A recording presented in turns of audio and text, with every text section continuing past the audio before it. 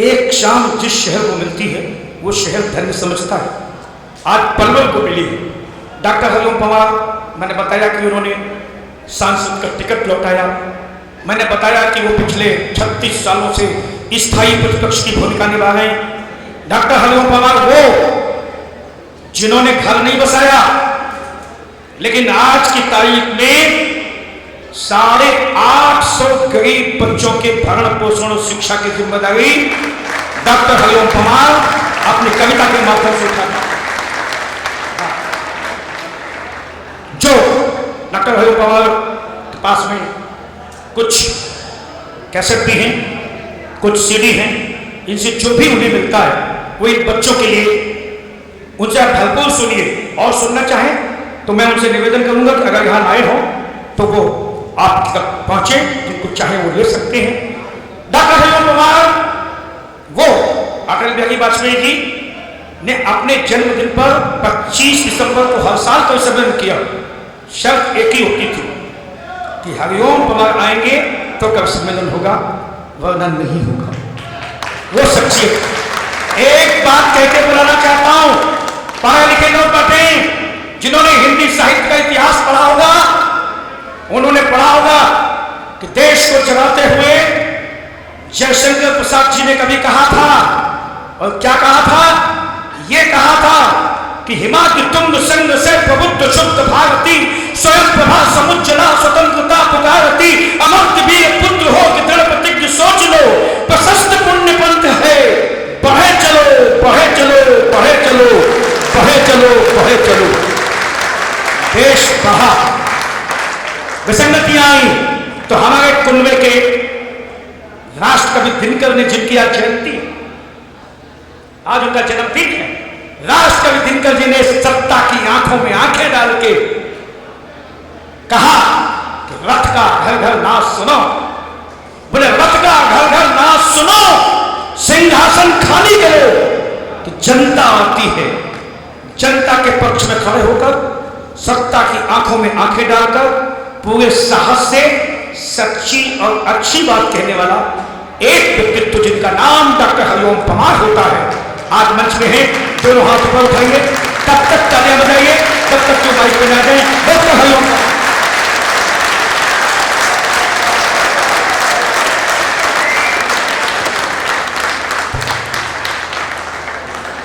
मैं अभिभूत हूँ, आपका अभिवादन करता हूँ, आप सबको प्रणाम करता हूँ। हमारे प्रिय संतोष ठाकुर और विजेंद्र बंसल जी कहीं हैं, आइए एक बार मंच पे आइए। संतोष ठाकुर जी को भी लेके आइए। संतोष जी, विजेंद्र जी, मैंने दैनिक जागरण के बहुत कार्यक्रम किए। हम सब दैनिक जागरण परिवार के ऋणी हैं कि उन्होंने कविता के संस्कार को जिंदा रखने में अपना योगदान दिया है। आज दिनकर का जन्मदिन है, 23 सितंबर को महाकवि दिनकर पैदा हुए। हम इस आज के पूरे कवि सम्मेलन को दिनकर के जन्मदिन को समर्पित करते हैं। ये हमारी भेंट है छोटी सी उस महाकवि को। और मुझे बस ये आज्ञा दे दीजिए, मैं पिछले दिनों बीमार हो गया था तो डॉक्टर ने अभी खड़े होकर कविता पाठ करने के लिए मना किया है। मुझे बैठ के पढ़ने की अनुमति दे दीजिए, फिर मैं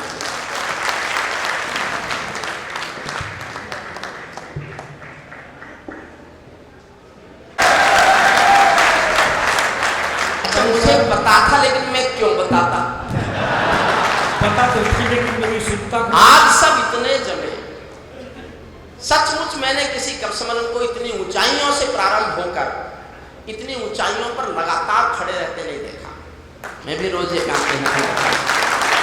हमारे मौदगिल जी ने इसकी नींव रखी, उसके बाद हासिम भाई ने तो पता नहीं क्या कर दिया, हमारा सुदीप भोला, हमारी छोटी बहन शबीना, पंडित अवस्थी जी, ये सब इतने जमे, आपसे इतनी तालियां बजवाएंगे, आपको इतना हंसाया।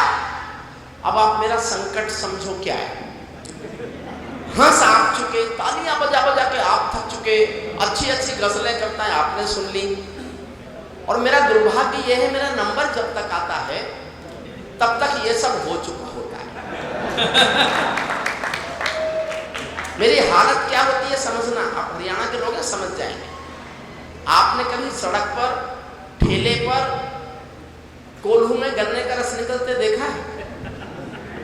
समझो, गन्ने को एक बार डालते हैं कोल्हू में, फिर उसी गन्ने को मोड़ के दोबारा डाल देते हैं, फिर कई बार तो तिबारा मोड़ के डाल देते हैं, और जब वो गन्ना बिल्कुल खुक्कस खोई हो जाता है तब मुझसे कहते हैं कि अब तू इसमें रस निकाल के दिखा।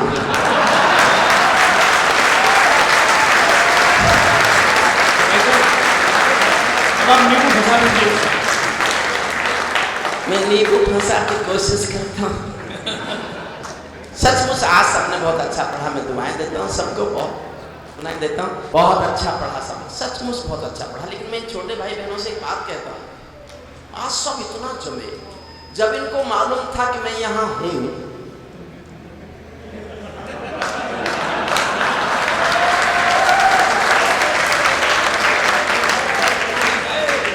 अच्छा तुम सब मुझसे ज्यादा जम जाओगे। लेकिन सब ने बहुत अच्छा पढ़ा, मैं दुआ करता हूं कि सब मुझसे ज्यादा जमे, लेकिन आज के बाद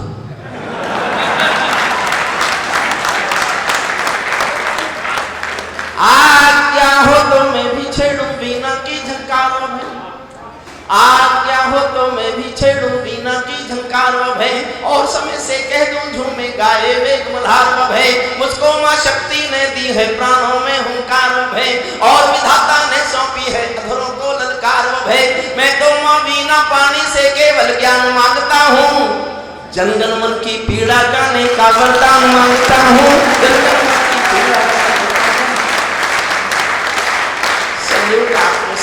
सचमुच ऐसे श्रोता मिल जाए। मैं पिछले 22 दिन से गा रहा हूँ, थका हुआ हूँ, लेकिन मुझे ऐसा लगता है कि कल जब मैं कहीं जाऊंगा तो मुझे ऐसा लगेगा कि मैं 20 दिन से सो रहा हूँ, आराम कर रहा हूँ, इतनी थकान उतर के जाएगी यहाँ से।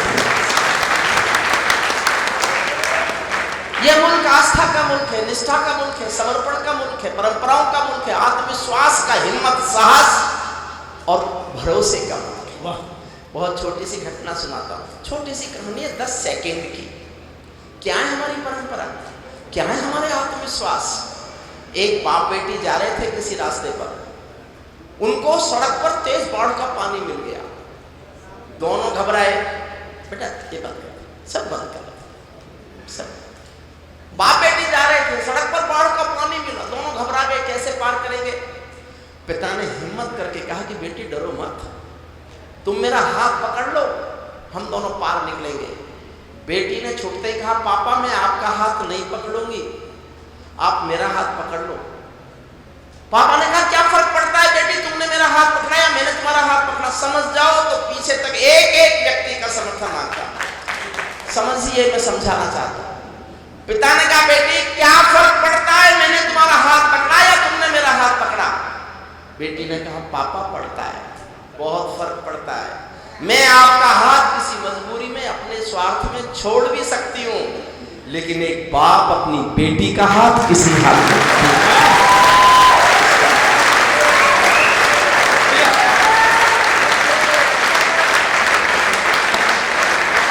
ये हमारे आत्मविश्वास है, ये हमारे खून की आस्था है।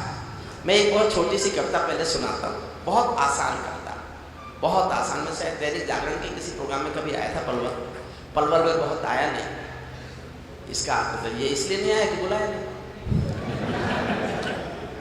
अभी ये बुलाया भी होगा तो बुलाया नहीं होगा, और क्यों नहीं बुलाया होगा ये आप भी जानते हो और मैं भी जानता हूँ और दैनिक जागरण भी जानता है। सुनिए मन से, बहुत छोटी सी आसान कविता, फिर मैं एक कश्मीर पर मेरे जीवन की गुस्से की सबसे वाली, जो मैंने सबसे अधिक गुस्से में लिखी है वो सुनाऊंगा, उसके बाद जो जो आप कहते जाएंगे मैं वो सुनाऊंगा। आज मैं लगभग 3 घंटे कविताएं सुनाऊंगा आपको। सुदीप बोला ये देश झूठ पर भी ताली बजाता है। देखा ये पलवल है, 3 घंटे सुनने के लिए ताली बजाइए। आप पांचों ने तो 3 घंटे सुनाया नहीं। उससे मैं भी गीत सुना सकता हूँ शबनम के अभिनंदन के। मैं भी एक आसान कविता सुना रहा हूँ जिसमें मैं आराम से आप तक पहुँच जाऊँगा, फिर ऐसी कविता सुनाऊंगा जिसमें आप मुझ तक आएंगे। मैं भी गीत सुना सकता हूँ शबनम के अभिनंदन के, मैं भी ताज पहन सकता हूँ नंदन बन चंदन के। लेकिन जब तक पगडंडी से संसद तक कोलाहल है, तब तक केवल गीत लिखूंगा जनगण मन के घर घर के।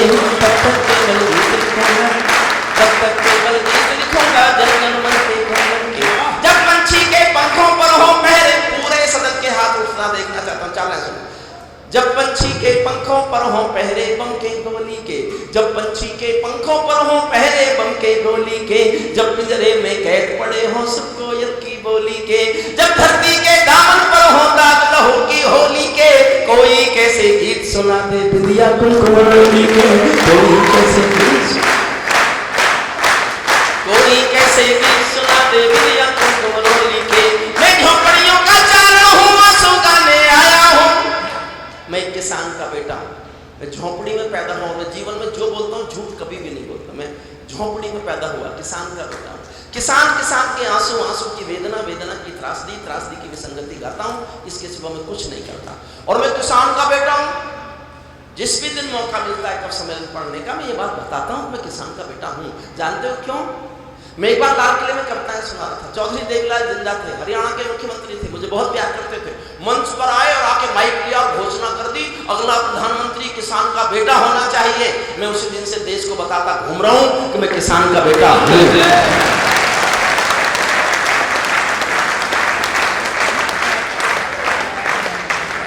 आप मुझे सांसद बना के बहकाना चाहते हो? सुनिए, मुझसे मैंने हंसी में ऐसी बात कह दी। पतंजलि योग समिति यहाँ है, पतंजलि मेरा प्राण है, पतंजलि मेरा परिवार है, पतंजलि मेरा घर है। उन्होंने ये मेरे गले में डाला और मुझे ऐसा लगा दुनिया का बड़ा सम्मान मेरे गले में लटका हुआ है।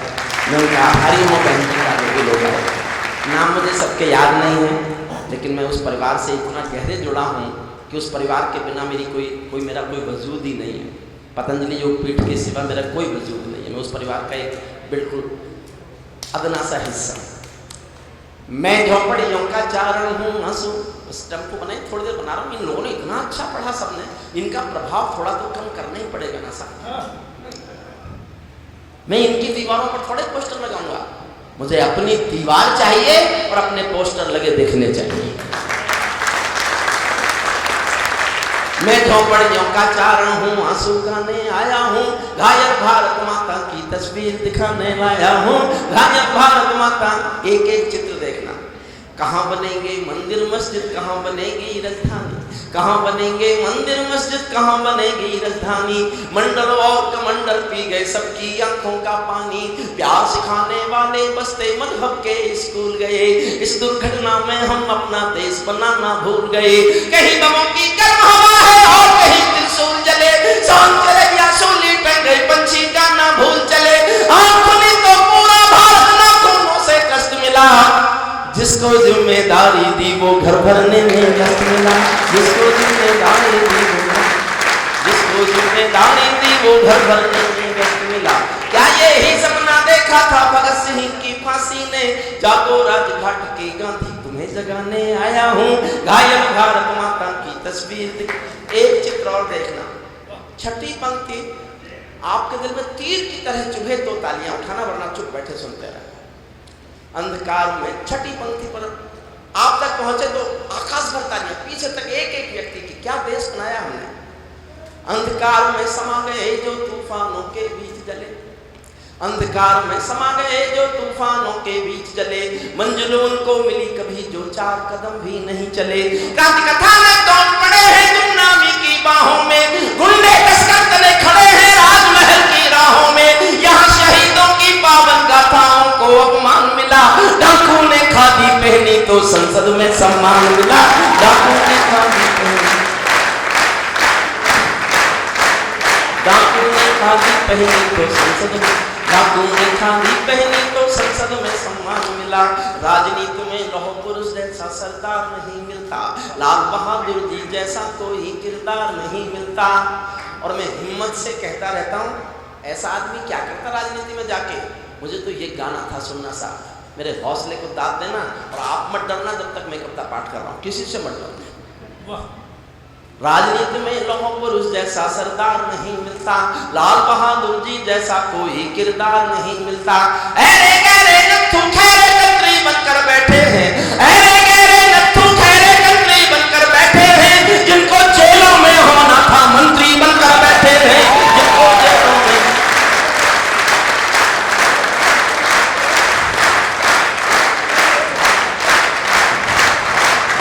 जिनको जेलों में होना था।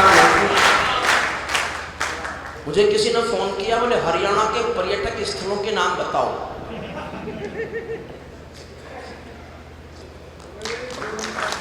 मैंने कहा मैंने ध्यान किया हरियाणा में ज्यादा पर्यटक स्थल है ही नहीं।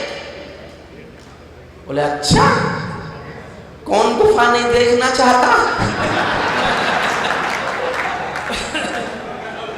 सबसे बड़ा पर्यटक स्थल है, टिकट लगा दे हरियाणा सरकार, माला माल हो जाएगी, क्योंकि पूरा देश चाहेगा वो गुफा देखना। पर्यटक के रूप में डेवलप करना चाहिए। राजनीति में लौह पुरुष जैसा सरदार नहीं मिलता। ये जो मैं खराब खराब बात करता हूँ ना, इनके साथ रहता हूँ तो बुरा असर पड़ता है। राजनीति में लौह पुरुष जैसा सरदार नहीं मिलता, लाल बहादुर जी जैसा कोई नहीं मिलता। ऐरे गहरे नथु खैरे मंत्री बनकर बैठे हैं, जिनको जेलों में होना था मंत्री बनकर बैठे हैं। मैंने देशद्रोहियों का अभिनंदन होते देखा है, मैंने देशद्रोहियों का अभिनंदन होते देखा है। भगत सिंह का रंग बसंती चोला रोते देखा है। लोकतंत्र का मंदिर भी लाचार बनाकर डाल दिया, कोई मछली बिकने का बाजार बनाकर डाल दिया। अब जनता को संसद भी बंद दिखाई देती है, नौटंकी करने वालों का मंच दिखाई देती है। नौटंकी करने वालों का नौटंकी करने वालों का मंच दिखाई देती है। नौटंकी करने वालों का मंच दिखाई देती है। गांधी जी के सपनों का ये कैसा देश बना डाला, चाकू छोरी चीर हरण वाला परवेश बना डाला। हर चौराहे से आती है आवाजें संतासों की, पूरा मुल्क नजर आता है मंडी ताजा लाशों की। वैसे शासन चला रहे हैं गांधी जी के नारों से, मदिरा की बदबू आती है संसद की दीवारों से। मदिरा की बदबू आती है संसद, मदिरा की बदबू आती है संसद की दीवारों से। अखबारों में रोज खबर है चरमपंथ के हमलों की, अखबारों में रोज खबर है चरमपंथ के हमलों की। आंगन की तुलसी दासी है नागफनी के गमलों की। हत्याओं की अपहरणों की स्वर्णमयी आजादी है, रोज गोडसे की गोली के आगे कोई गांधी है। संसद के सीने पर खूनी दाग दिखाई देता है, पूरा भारत जलियांवाला बाग दिखाई देता है।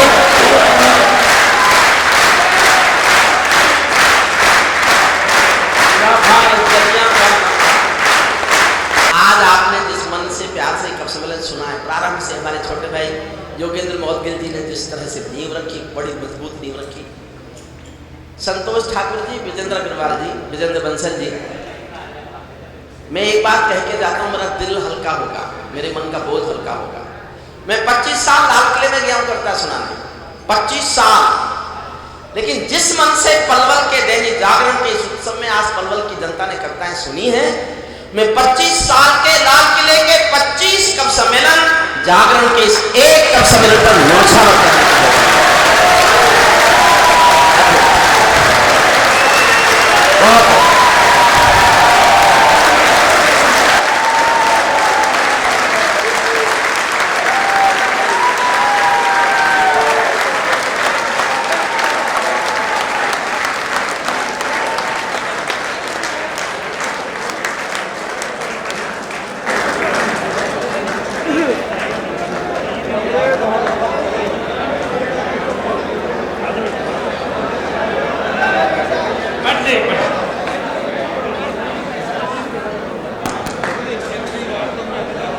हेलो, गांधी जी के सपनों का ये क्या, मेरे पास शब्द नहीं है आपके इस प्यार का जवाब देने के लिए, शब्द नहीं है। बस मैं ये कहता हूं, आपको सल्यूट, आपको सल्यूट, आपको सल्यूट।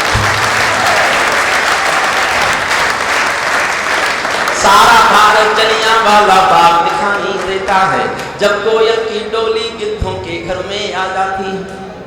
मैं शुद्ध राजनीति का, लेकिन मैं इन कवियों से थोड़ा ज्यादा पढ़ा लिखा हूं। ये बात हंसने की नहीं, उस कानून जानने वाले लोग यहाँ बैठे होंगे। मैंने 20 साल पहले LLD की थी। ये दुनिया में कानून की आखिरी पढ़ाई है जिसके बाद कोई पढ़ाई ही नहीं बचती। LLD की मैंने 20 साल पहले कर ली थी। ये हमारा छोटा भाई सुदीप भोला ने कहा मुझे, भाई साहब क्या किया आपने? मैंने कहा मैंने LLD कर ली। तो धीरे से बोला, भाई साहब आप बीएड नहीं कर सकते थे?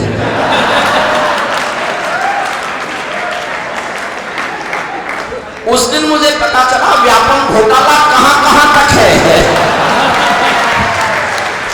ऐसे भाई साहब कहाँ तो उसको ठीक ही LLD करके भी पढ़ा रहे थे, BEd करके पढ़ाते। हाँ, ये पंडित जी आपका बात तो एक ही है। बात तो एक ही है। मैंने LLD करके भी यूनिवर्सिटी में पढ़ाया, और मैं अगर बीएड करता तो इनकी तरह प्राइमरी में पढ़ाता।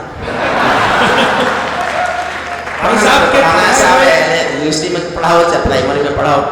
और साहब बुरा मत मानना, मैं एक बात कहता हूँ, मैं यूनिवर्सिटी के एजुकेशन बना हूँ इसलिए कह रहा हूँ, पढ़ाई तो केवल इंटर कॉलेज तक है, उसके बाद तो डिग्रियां बढ़ती हैं, पढ़ाई नहीं होती। अच्छी बात।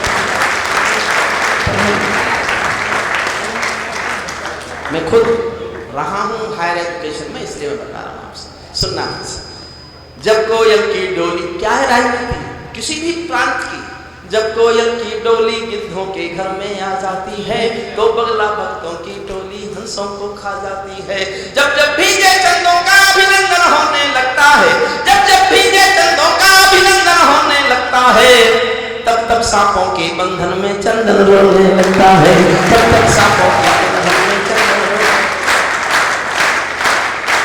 आप बहुत अच्छा सुनने के लेवल पर आ गए, इसलिए मैं इस कविता की सबसे अच्छी 2 लाइन पढ़ रहा हूं, सबसे अच्छी इस कविता की। उस संवेदनशीलता को आप स्वीकार करने के हालत में आ चुके। मैं यही चाहता था मैं आपको यहाँ तक ले आऊं कि आप बहुत संवेदनशील बात भी सुन लो। मैं 2 लाइन पढ़ूंगा, इससे ज्यादा संवेदनशीलता मेरे पास इस कविता में नहीं है, और समर्थन आपको पास मेरी बात पहुंच जाए मैं जो कहना चाहता हूं, तो मुझे बताना कि आप गंभीर से गंभीर पंक्ति को भी कितने प्यार से सुन सकते हो। जब कोयल की डोली गिद्धों के घर में आ जाती है, तो बगला भक्तों की टोली हंसों को खा जाती है। जब जब भी जय चंदों का अभिनंदन होने लगता है, तब तब सांपों के बंधन में चंदन रोने लगता है। जब फूलों को तितली भी हथियारी लगने लगती है, जब फूलों को तितली भी हथियारी लगने लगती है, तो माँ की अर्थी बेटों को भारी लगने लगती है, तो माँ की अर्थी बेटों को भारी, तो माँ की अर्थी बेटों को भारी, तो माँ की अर्थी बेटों को भारी, तो माँ की अर्थी बेटों को भारी लगने लगती है। जब जुगनू के घर सूरज के घोड़े सोने लगते हैं, ये है कश्मीर। इशारों में समझना मैं कहाँ बोल रहा हूँ। जब जुगनू के घर सूरज के घोड़े सोने लगते हैं, तो केवल चुल्लू भर पानी सागर होने लगते हैं। सिंहों को म्याऊं कह दे, क्या ये ताकत बिल्ली में है? बिल्ली में क्या ताकत होती, कायरता दिल्ली में है। दिल्ली में क्या ताकत होती, कायरता, दिल्ली में क्या ताकत होती, कायरता दिल्ली में है। कहते हैं कि सच बोलो तो प्राण गंवाने पड़ते हैं, मैं भी सच्चाई गा गा कर शीश कटाने आया हूँ। घायल भारत माता की तस्वीर दिखाने लाया हूँ, घायल भारत माता की तस्वीर दिखाने। अंतिम छंद सुनना साहब। बार बार हमारे साथी कह रहे हैं साहब सांसद नहीं बने, सांसद नहीं बने, सांसद नहीं बने। माफ करना, ये मैं गर्वोक्ति नहीं कर रहा। आप बार बार कहते हैं तो इसलिए कहता हूँ, सांसद तो 542 हैं, हरिओम कुमार तो एक ही है ना।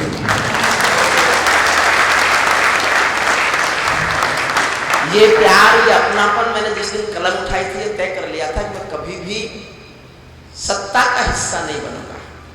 सत्ता का हिस्सेदार कुछ भी हो सकता है, ईमानदार कभी नहीं हो सकता। मुझे कुछ 6 महीने में निकाल के बाहर खड़ा कर देते और फिर मुझे कोई नहीं पूछता। तो मैं जाट जरूर हूं पर मूर्ख नहीं हूं, और हरियाणा वालों तुम्हारे जैसा तो बिल्कुल नहीं हूं।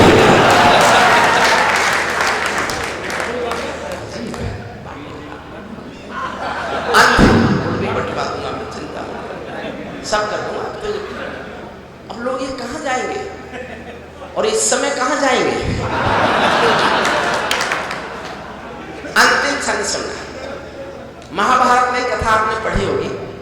एक राजा होता था शिशुपाल, वो भगवान कृष्ण को गाली देके बोलता था, जब देखो कृष्ण जी को गाली, जब देखो कृष्ण जी को गाली। लोग कृष्ण जी से पूछते थे आप उसकी गाली सुन के चुप रह जाते हो, ये बहुत ताकतवर है क्या, तुम इससे डरते हो क्या? तो कृष्ण जवाब देते हैं कि नहीं, ऐसा कुछ नहीं है। ये रिश्ते में मेरा भाई है, मेरी बुआ जी का सगा बेटा है, सगी बुआ का बेटा था शिशुपाल कृष्ण जी की। और कृष्ण जी ने कहा कि मैंने एक दिन मेरी बुआ के साथ खाना खाया, तो मेरी बुआ ने खाना खिलाते खिलाते मुझसे वचन ले लिया कि मेरे इस नालायक बेटे की 99 गालियां कृष्ण माफ कर देना। तो मैं तो वचनबद्ध हूं, बुआ को वचन दिया है 99 गालियां माफ करूंगा, लेकिन जिस दिन 100वीं गाली देगा सजा मिलेगी। और आप जानते हो महाभारत में लिखा, जिस दिन शिशुपाल ने 100वीं गाली दी, भरे दरबार में सुदर्शन चक्र से उसकी गर्दन काट दी गई। समझ सकते हो तो मेरा एक वाक्य समझना साहब, कई जगह लोग नहीं समझते, मैं चाहता हूं पलवत समझे। एक वाक्य बोल रहा हूं, मैं भी हिंदुस्तान की राजनीति के अपराध गिन रहा हूं, अपराध। अंतिम छंद सुनना, अंतिम एक लाइन सुनाने के लिए मैंने पूरी कविता लिखी है, एक लाइन सुनाने के लिए अंतिम छंद सुनना। क्या क्या किया हिंदुस्तान की राजनीति ने? कोई कलाकारों के सर पर तलवारें लटकाता है, ये सब राजनीति कर रही है। कोई कलाकारों के सर पर तलवारें लटकाता। और एक बात बोलता हूं, अमिताभ बच्चन को बुला लेना, उसको देखने हजारों लाखों लोग आएंगे, किसी को सुनने के लिए आज लोग बैठते हैं तो केवल शायरी को कविता को बैठते हैं, देखने के लिए कोई भी किसी को 4-4 घंटे खड़े हैं लोग, इससे ज्यादा कविता का क्या सम्मान होगा? दैनिक जागरण में जो संस्कार हुए, हमारा कवि को ऋण नहीं होता है। कोई कलाकार, अंतिम छंद सुनना इस कविता का, फिर मैं आपको वो सुनाऊंगा जो मैं सुनाने हैं। ये कविता मैंने बर्बाद की है, केवल पिछला प्रभाव थोड़ा कम हो जाए और आप मुझ तक आ जाए बस।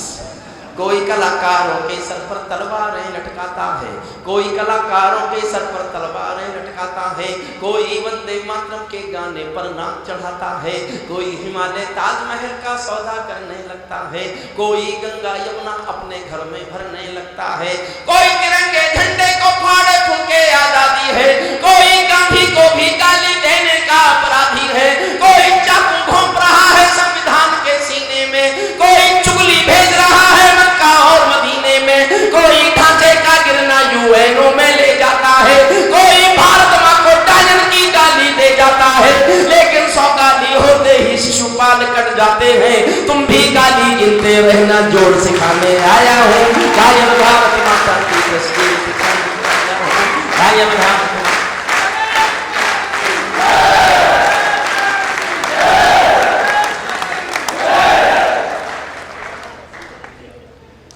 मैं अब आपको जो पंडित जी जैसे जैसे कहते जाएंगे, क्योंकि जो संचालक होता है ना कवि सम्मेलन का, वो सुहाग होता है, तो ये हमारे आज के सुहाग है। वैसे कभी कभी मेरा मन करता है सुहाग ऐसा हो तो उजाड़ने में क्या बुराई है।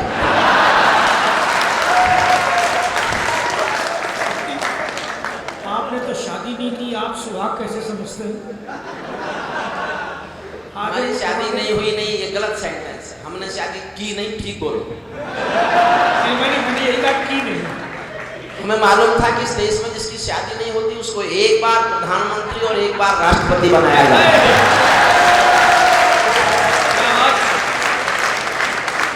और आने वाले युग में कम से कम उस सूबे में तो ये सवाल मत पूछो जहां का मुख्यमंत्री कुंवारा है।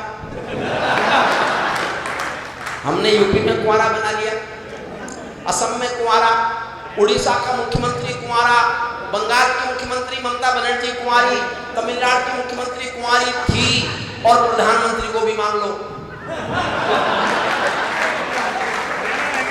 से कुंवारे से ही आने जी। नहीं, वो ये कह रहे हैं, इसका मतलब राहुल गांधी की संभावनाएं बढ़ गई है। राहुल गांधी को बचाए रखो, बनाए रखो। भाजपा वालों, तुम तो सिर्फ राहुल के समर्थ रहने की, राहुल के बचे रहने की, राहुल के संपन्न खुश रहने की दुआएं करते रहो। बड़ी बात है भाई, जब तक राहुल है तब तक तुम हो।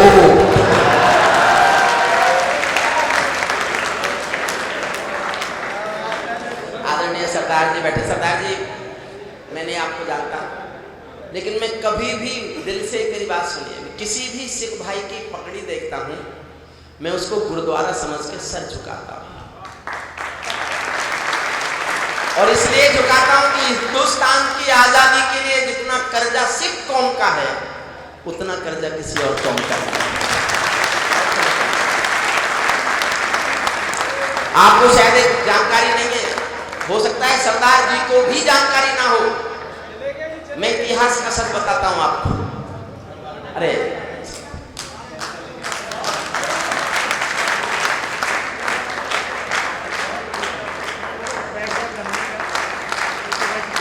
सरदार जी, एक सच बताता हूं, हो सकता है यहां किसी को भी पता नहीं हो, मैंने इतिहास बहुत पढ़ा है, हालांकि मैं कानून का आदमी रहा हूं जीवन भर। अंग्रेजों ने अदालत से मुकदमा चलाकर पूरी आजादी की जंग में 100 सालों में केवल 106 लोग फांसी चढ़ाए थे। यूं तो न जाने कितने पेड़ों से टांग दिए, बाहर मार दिए, लेकिन अदालत से मुकदमा चलाकर लीगल प्रोसेस पूरा करके केवल 106 फांसी हुई थी आजादी की लड़ाई में। और सरदार जी, मैं सर झुकाता हूं आपके सामने, क्योंकि उन 106 में से 92 बेटे सिख मां की कोख के बेटे।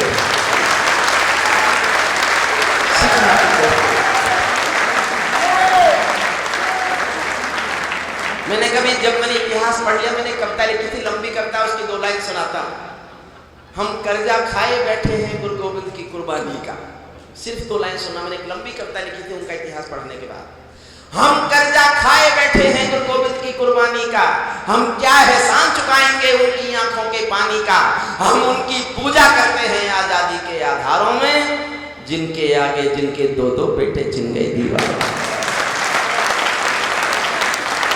इससे बड़ी कुर्बानी की दुनिया में देखने को मिलती है। मैं आपको वो कविता कश्मीर सुनाता हूँ। बिल्कुल देखिए, मैं एक बात और कहता हूँ। आदरणीय मोदी जी का एक गुण तो है, वो गुण तो स्वीकार करो, नहीं भी करोगे तो आप क्या कर लोगे। 65 सालों से एक ही काम होता था राजनीति में, नोट बांटो वोट लो, नोट बांटो वोट लो, नोट बांटो वोट लो। पहला मर्द आया है जिसने नोट छीने और वोट लो। नोट छीने और छिनवाने वाले भी बोल रहे हैं बाबा, वरना तो बता दो कहां से आए। लेकिन फिर भी वो देश की सारी समस्याएं हल कर दें, समृद्धि ला दें, भुखमरी खत्म कर दें, पेट्रोल 25 रुपए कर दें, सारी महंगाई समाप्त कर दें, 24 घंटे बिजली दे दें। लेकिन इसके बाद भी अगर कश्मीर से हमारे बेटे तिरंगे में लिपट कर आते रहे तो देश मोदी को भी माफ नहीं करेगा। मुझे क्या नहीं कर सकते।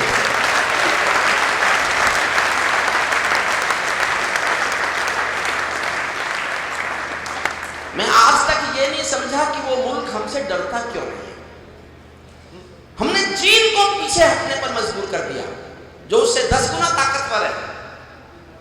तो ऐसी क्या मजबूरी है कि वो मुल्क हमसे डरता नहीं है।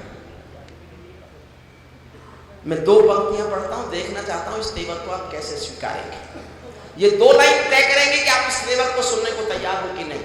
अगर मुझे लगा इस तेवर को उस जोश में आप सुनना नहीं चाहते जिस जोश में मैं सुनाना चाहता हूं, तो मैं कविता बदल दूंगा। तालियों वाली मेरे पास बहुत कविता है, लेकिन मैं सबसे नई कविता है मेरी। इसमें कुछ पुराना हिस्सा भी है कश्मीर की कविता का, लेकिन अधिकतर नई कविता है पूरी, जो रोज होता है। रोज तिरंगे में बेटे आते हैं। ऐसा कोई दिन होता नहीं है जिस दिन या तो वो सीज़फायर का उल्लंघन नहीं करे, या कोई ग्रेनेड ना फेंके, या कोई आतंकी हमला ना करे। तो मैं 2 लाइन से शुरू होता हूं और मैं देखना चाहता हूं कि आपका जोश मेरे जैसा अगर हुआ तो मैं पूरी कविता सुना। आधे लोगों ने ताली बजाई तो आधी कविता सुना, एक व्यक्ति की ताली मुझे सुनने को मिल गई तो पूरी कविता सुना। 2 लाइन तय करेंगे, केवल 2 लाइन। ये क्या करते, ये पाकिस्तानी गालों पर दिल्ली के चांटे होते। अगली लाइन तय करेगी साहब कि आप क्या चाहते हैं मुझसे। ये पाकिस्तानी गालों पर दिल्ली के चांटे होते, घर हमने 2 के बदले में 20 शीश काटे हो।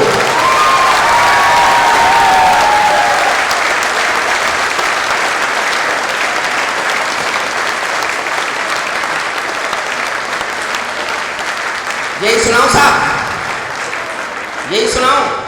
तो एक बार आप जोश की तालियां सुनवा दीजिए।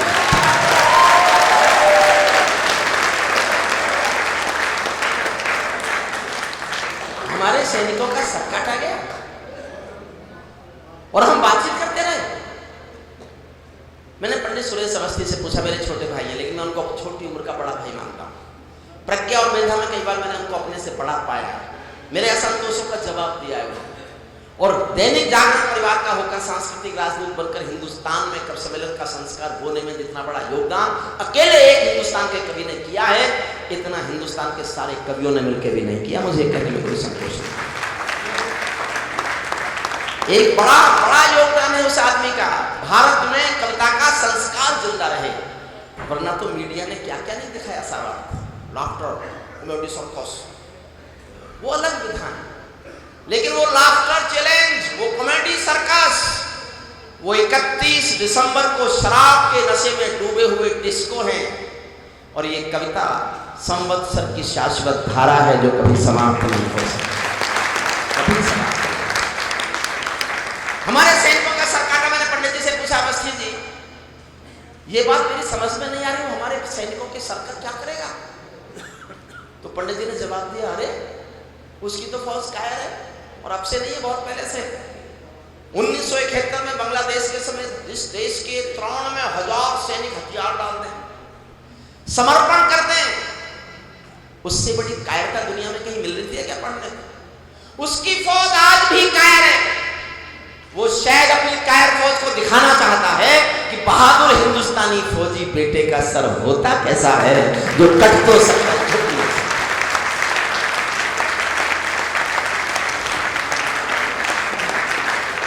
मैं कविता सुनाऊं, मुझे 10 सेकंड और दीजिए।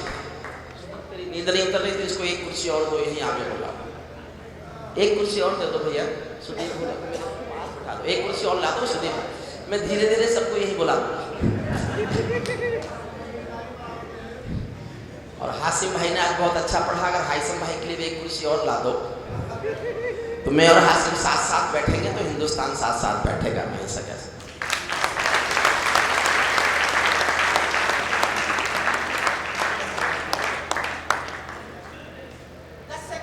ना क्यों लिखी मैंने ये कविता? ये छोटी सी कहानी, 10 सेकंड की कहानी मेरी पूरी कविता का आधार है। एक पिंजरे में पालतू तोता था किसी के पास। एक दिन मालिक ने तोते से कहा कि मैं पड़ोसी गांव जा रहा हूं, तेरा शाम तक का खाना मैं पिंजरे में रख देता हूं, तू खा लेना। तोता बोला, खाना तो खा लूंगा लेकिन किस गांव जा रहे हो? मालिक ने गांव का नाम बता दिया। तो तोता बोला, मेरे गुरु हैं उस गांव में। मालिक बोला, तो मैं क्या करूं? बोले, मेरी राम राम तो बोल सकते हो ना? मालिक ने कहा, मिल जाएगा तो बोल दो। मालिक पड़ोसी गांव गए, जाके बोला कि मेरे पिंजरे में पालतू तोता है, कोई यहाँ उसका गुरु है क्या? एक बूढ़ा तोता आया, उसने कहा मैं उसका गुरु हूं। तो मालिक बोला, मेरे पिंजरे के पालतू तोते ने तुझको राम राम भेजा। बूढ़े तोते ने सुना और मर गया। मालिक लौट के आया, तोते ने पूछा, मेरे गुरु मिले? मालिक बोला, काय का तेरा गुरु? मैंने तेरी राम राम दी, वो तो सुनते ही मर गया। इतना सुनते ही पिंजरे का तोता भी मर गया। जब मालिक ने पिंजरा खोला तो तोते की आत्मा कहती चलेगी, समझना साहब, तोते की आत्मा कहती चली गई कि मालिक तुम समझे नहीं, मेरे गुरु ने मेरे लिए संदेश भेजा है कि जिसको आजाद होना है उसको मरना आना चाहिए।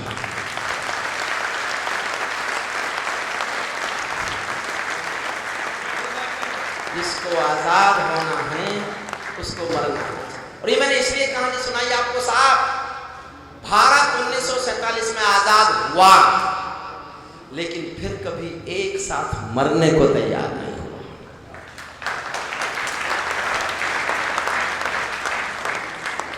आधा मरता है आधा जिंदा रहता है, आधा मरता है आधा जिंदा रहता है। और अब तो खंडों में मरता है, कभी बंबई में मरता है, कभी पठानकोट में मरता है, कभी संसद में मरता है, कभी कुपवाड़ा में मरता है, कभी अनंतनाग में मरता है, कश्मीर में रोज मरता है। तब कविता सुनिए, मेरी सबसे नई, और मैंने बहुत गुस्से में कविता लिखी। ये पाकिस्तानी गालों पर दिल्ली के चांटे होते, कर हमने दो के बदले में 20 शीश काटे होते, बाग दुनिया के आगे हम ना शर्मिंदा होते और हमारे सारे सैनिक सीमा पर जिंदा होते। ये कैसा परिवर्तन है खुददारी के आचरणों में, ये कैसा परिवर्तन है खुददारी के आचरणों में। सेना का सम्मान पड़ा है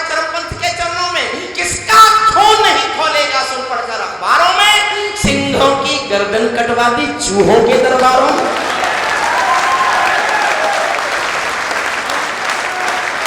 सिंहों की गर्दन कटवा दी, सिंहों की गर्दन कटवा दी चूहों के दरबारों में। बार बार की गद्दारी को भारत क्यों सह जाता है? और अगली पंक्ति आपके मन से मेल खाए, आप भी दिल में यही सोचते हो तो फिर उठाना एक बार तालियां। मैं बहुत अभिभूत हूं, मैंने सचमुच इस कविता को मैं पढ़ रहा हूं पिछले 6 महीने से, और मैंने लगभग 6 महीने में लगभग 70-75 जगह पढ़ ली होगी, लेकिन इतना प्यार, इतना अपनापन, इतनी निष्ठा, इतना समर्पण इस कविता को कहीं मैंने नहीं सुना जितना आप लोग सुना।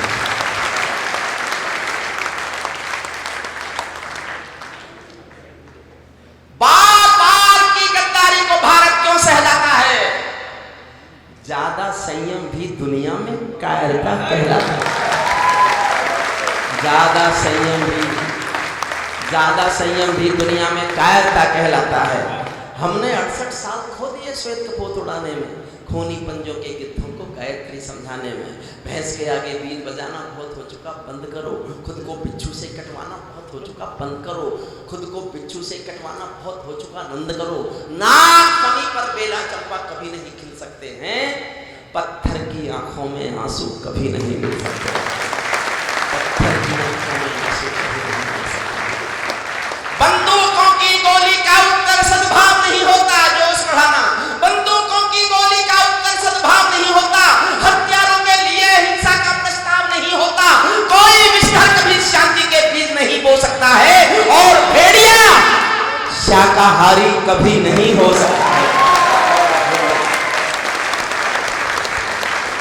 और भेड़िया शाकाहारी कभी नहीं हो सकता है। पीपल छाया मांग रहा था यूं करके पेड़ों से। मोदी जी चले गए चाय पीने नवाज शरीफ के घर बिना बुलाए। मैंने मालूम कराया, मैंने कहा साहब क्या मजबूरी थी? बोले मैं तलाश में गया था कि शायद शांति मिल जाए। मैंने कहा मिल गई।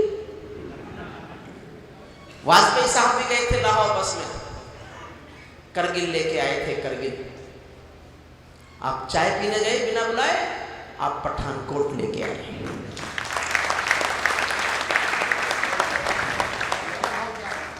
बीजेपी का कोई सांसद बोल देगा ये, चाहे वो कभी हो?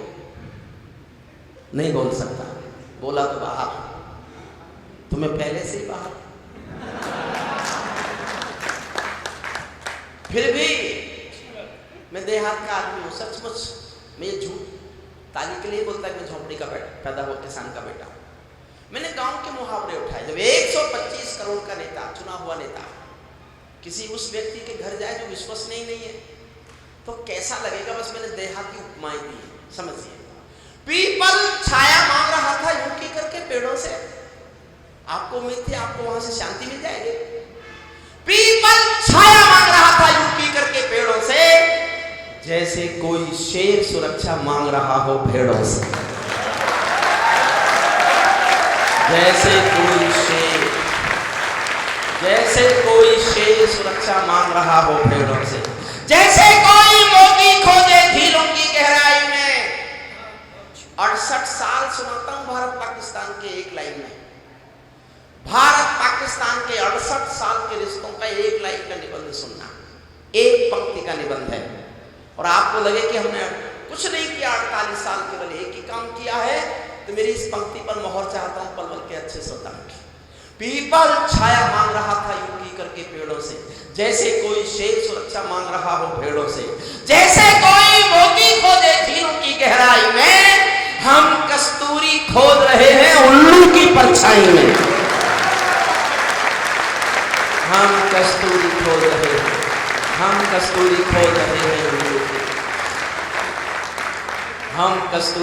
रहे हैं उल्लू की परछाई में। जब सिंहों की राजसभा में गीदड़ गाने लगते हैं तो हाथी के मुंह के गन्ने चूहे खाने लगते हैं। रावलपिंडी वालों को सपने में काल तो केवल सपने भर का है वो मुल्क, उसको केवल हम ये एहसास भी करा दें सपने में कि भारत अब सहेगा नहीं, बस इतना काफी है, इतना काफी। एक बिलावल साहब है उधर, आप जानते होंगे बिलावल साहब, उन्होंने पिछले दिनों एक बयान दिया कि मुझे पूरा कश्मीर चाहिए, इंच इंच पूरा कश्मीर।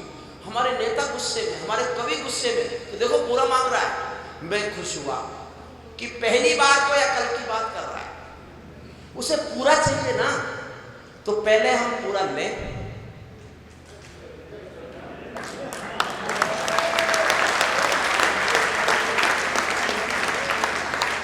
हम पहले पूरा ले लें, फिर उसका बाप ले लें। लेकिन पलवल वालों, मैंने आपका स्वाभिमान जिंदा रखने के लिए उसको खबर भेजी, पलवल से खबर भेजी कि बिलावल तुझे पूरा कश्मीर चाहिए, पूरा कश्मीर तुझे चाहिए इंच इंच। तू भूल गया कि ये हिंदुस्तान है, हिंदुस्तान में हरियाणा भी है, हरियाणा में पलवल भी है। यहाँ के लोग रेल में खिड़की के पास वाली अपनी सीट भी किसी को नहीं देते।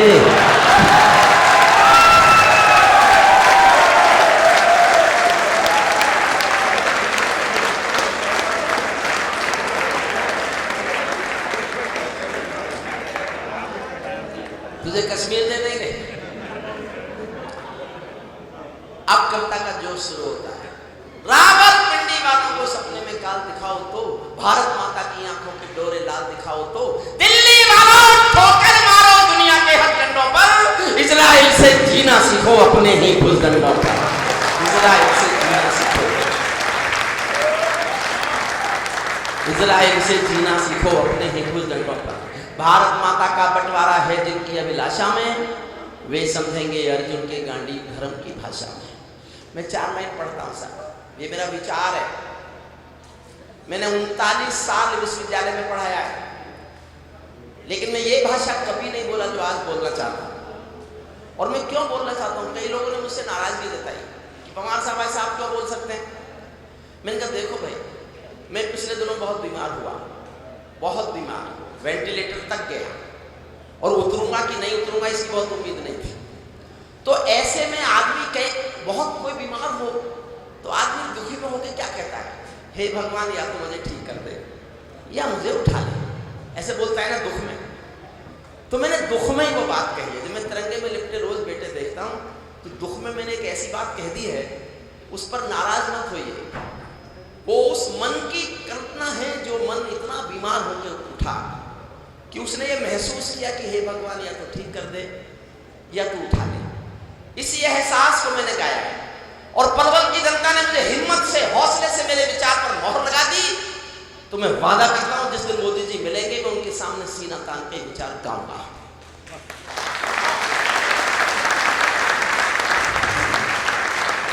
मैंने 15 साल कविताएं सुनाई है उनको, 15 साल चाय पिए उनके साथ बैठकर, मेरे श्रोता रहे हैं मोदी जी।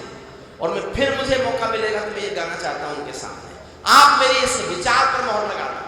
भारत माता का बंटवारा है जिनकी अभिलाषा में, वो समझेंगे अर्जुन के गांधी धर्म की भाषा में। फूल अमन के कभी नहीं खिलते कायर पर पार्टी में, समर्थन चाहता हूं बहुत जी भर का जोश में। फूल अमन के कभी नहीं खिलते कायर पर पार्टी में, नेहरू जी के श्वेत कबूतर मरे पड़े हैं घाटी में। दिल्ली वालों अपने मन को बुद्ध करो या क्रुद्ध करो, कश्मीर को दान करो या गद्दारों से युद्ध करो।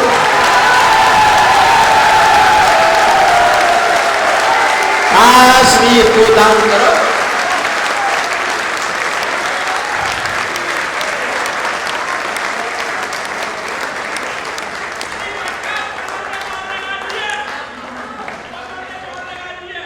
और ऐसा बस तो मिलने दो। अच्छा उनको पता है, वो इसलिए मिलते ही नहीं। पहुंच तो गई बात, मैंने ट्वीट कर दिया था, दिल्ली वालों अपने मन को बुद्ध करो या क्रुद्ध करो, कश्मीर को दान करो या गद्दारों से युद्ध करो। जेल भरे क्यों बैठे हैं हम आदमखोर दरिंदों से, आजादी का दिल घायल है जिनके गोरख धंधों से। घाटी में आतंकवाद के कारक बने हुए हैं जो, बच्चों की मुस्कानों के संहारक बने हुए हैं जो, उन जहरीले नागों को भी दूध पिलाती है दिल्ली, मेहमानों जैसी बिरयानी चिकन खिलाती है दिल्ली।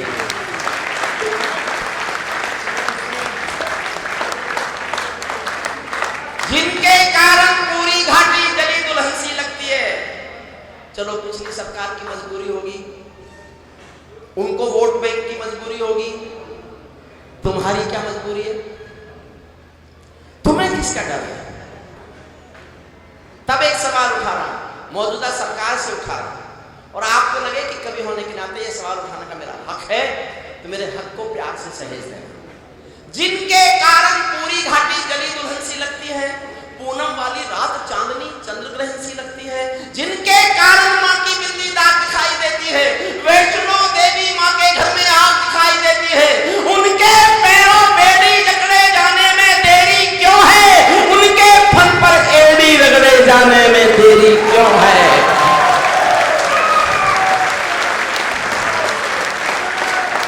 उनके फन पर एड़ी रगड़े जाने में देरी क्यों है?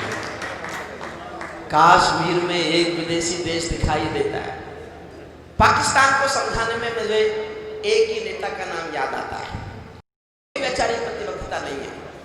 पाकिस्तान को समझाने में एक ही आदमी ने काम किया, बस एक ने, मैं नाम लेता हूं, मुझे नहीं पता आप क्या स्वीकार करें, लेकिन पाकिस्तान को समझाने में वो ही कामयाब थी। चंद किराए के ये गुंडे और तमंचे पिंडी के, चंद किराए के ये गुंडे और तमंचे पिंडी के, सौदागर बनकर बैठे हैं आतंकों की मंडी के। पहले इनको संविधान की परिभाषा में समझा दो, ना समझे तो इंदिरा गांधी की भाषा में समझा दो, ना समझे तो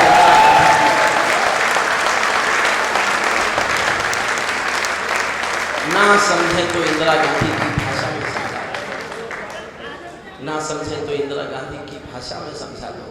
कश्मीर में एक विदेशी देश दिखाई देता है। ये लाइनें मैंने जब लिखी पंडित अवस्थी जी में रोया। बहुत श्रेष्ठ कविता हमारे छोटे भाई सुदीप भोला ने पढ़ी पढ़ती है। ऐसा लगता है वो गले से नहीं पढ़ रहे थे, उनका दिल बोल रहा था, दिल से पढ़ रहे थे।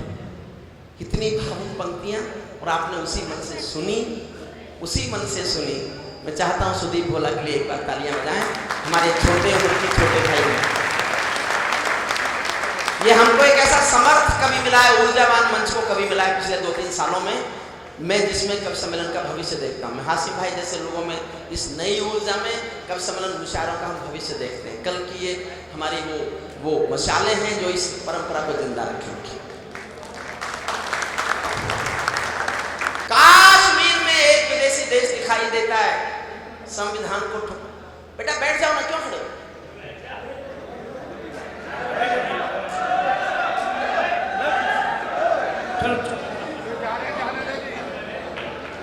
कश्मीर में एक विदेशी देश दिखाई देता है, संविधान को ठुकराता परवेश दिखाई देता है। वे घाटी में भारत के झंडों को रोज जलाते हैं, सेना पर हमला करते हैं, खूनी फाग मनाते हैं। हम दिल्ली की खामोशी पर शर्मिंदा रह जाते हैं, भारत मुर्दाबाद बोलकर वे जिंदा रह जाते हैं। भारत मुर्दाबाद बोलकर। मैंने एक गलतफहमी जी है पिछले दिनों, 1 साल जिया हूं मैं इस गलतफहमी में कि सर्जिकल स्ट्राइक भारत सरकार से मैंने करवाई। मैंने पहले कह दिया मेरी गलतफहमी हो सकती है, लेकिन मुझे आज भी लगता है कि गलतफहमी सच भी हो सकती है। पिछले 17 सितंबर को, आज से 1 साल पहले, आपको याद होगा उरी में सेना के कैंप में हमला हुआ था और हमारे 17 सैनिक मार दिए थे। हमारे 17 सैनिकों के शव पड़े हुए थे और भारत सरकार ने 6 दिन तक कोई फैसला नहीं किया था। मैं इंतजार करता रहा कि वो फैसला करेंगे, उन्होंने कोई फैसला नहीं किया। मैंने 2 लाइन लिखी और ये मेरे जीवन का सर्वाधिक क्रोध है। इससे अधिक क्रोध में मैंने कभी कुछ नहीं लिखा, क्योंकि मैं झुंझला गया था। मैं अपना क्रोध रोक नहीं पा रहा था। और आपको लगे कि अगर कोई बहुत भावुक आदमी होगा, देश से बहुत प्यार करता होगा, तो वो इतना झुंझलाएगा, वो इतना गुस्सा करेगा। मैं जानना चाहता हूं मेरे गुस्से पर आपके तालियों का प्यार मुझे कितना मिलता है। सुनने के बाद सुन लीजिए, ये भी हो सकता है मेरे गुस्से को कुछ लोग स्वीकार ही ना करें, लेकिन जो मेरे गुस्से पर मोहर लगाए वो ऐसी मोहर लगाए मैं जीवन में कभी भूलूं नहीं। मोहर मुझे हर जगह से मिलती है, लेकिन मैं पलवल की मोहर को जीवन भर याद रखना चाहता हूं। मेरा गुस्सा सुनना। वे भारत की कह रहे थे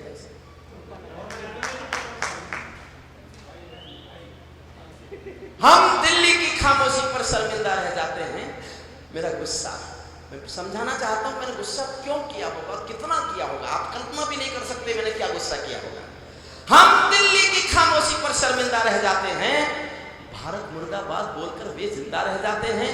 शायद तुम भी सत्तावध के अहंकार में बैठे हो, शायद तुम भी सत्तावध के अहंकार में बैठे हो। क्या 17 मंत्री मरने के इंतजार में बैठे हो?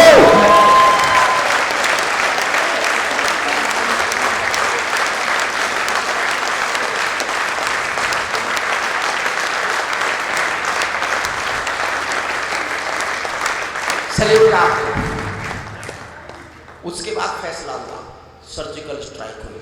तो मुझे गलतफहमी पालने से कौन रोक सकता था? मैंने गलतफहमी पाल ली कि मैंने करवाया। क्या 17 मंत्री मरने के इंतजार में बैठे हो? सेना पर पत्थरबाजों को कोई इतना समझा दो।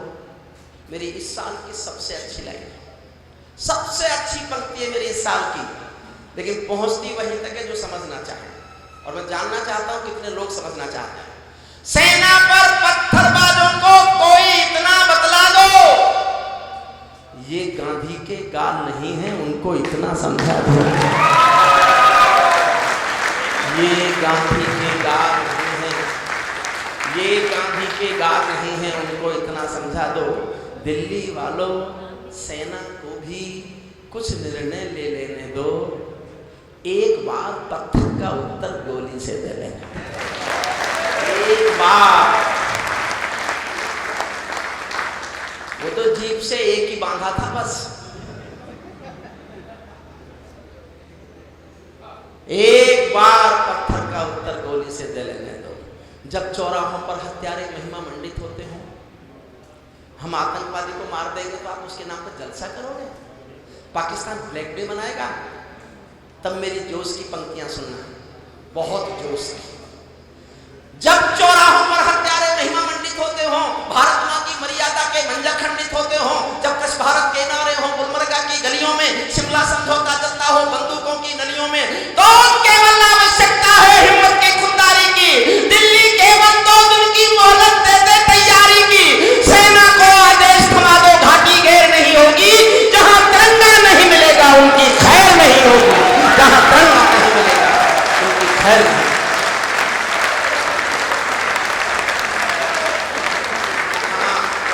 नहीं मिलेगा उनकी खैर नहीं होगी। बर्मा बांग्लादेश तलक सीमा पर बैठे रहते थे, बर्मा बांग्लादेश तलक सीमा पर बैठे रहते थे, और हमारे नेता चूड़ी पहने बैठे रहते थे। दिल्ली डरी डरी रहती थी पाक चीन की बॉर्डर पर, सेना बांधे हाथ खड़ी रहती थी किसके ऑर्डर पर? दुनिया को एहसास कराओ हम निर्णय ले सकते हैं, हम भी ईंटों का उत्तर पत्थर से दे सकते हैं। अब तो वक्त बदलना सीखो, डरते डरते जीने का। दुनिया को एहसास कराओ 56 इंची सीने का, दुनिया को एहसास कराओ, दुनिया को एहसास कराओ 56 इंची सीने। सैनिक अपने प्राण गंवाकर देश बड़ा कर जाता है। मैं सुदीप को समर्पित करता हूँ ये पंक्तियां, उसकी कविता को समर्पित करता हूँ, उसकी कविता के श्रेष्ठ भाव पक्ष को समर्पित करता हूँ। और मेरी इस कविता की सबसे अच्छी पंक्तियां साहब, सैनिक अपने प्राण गंवाकर देश बड़ा कर जाता है, बलिदानों की बुनियादों पर राष्ट्र खड़ा कर जाता है। जिनको मां के बलिदानी बेटों से प्यार नहीं होगा, उन्हें तिरंगे को लहराने का अधिकार है। बहुत अच्छा, बहुत बढ़िया। उन्हें तिरंगे को लहराने का, उन्हें तिरंगे को लहराने का अधिकार नहीं होगा। सिंहासन के माने होते हैं सिंहों का आसन हो, कायरता से दूर अटल संकल्पों का अनुशासन हो। राजमहल के आचरणों की गंध हवा में जाती है, राजा कायर हो तो बिल्ली सिंहों को धमकाती है। सही। भारत एक अखंड राष्ट्र है, सवारत की ताकत है। कोई हम पर आंख उठा ले किसकी भला हिमाकत है। धरती अंबर और समंदर को ये भाषा समझा दो, दुनिया के हर पंत सिकंदर को ये भाषा समझा दो। अब खंडित भारत माँ की तस्वीर नहीं होने वाली, कश्मीर किसी के अब्बा की जागीर नहीं होने वाली। भारत माता की, भारत माता की, भारत माता की। एक मिनट, सिर्फ एक मिनट, एक सूचना सुन लीजिए।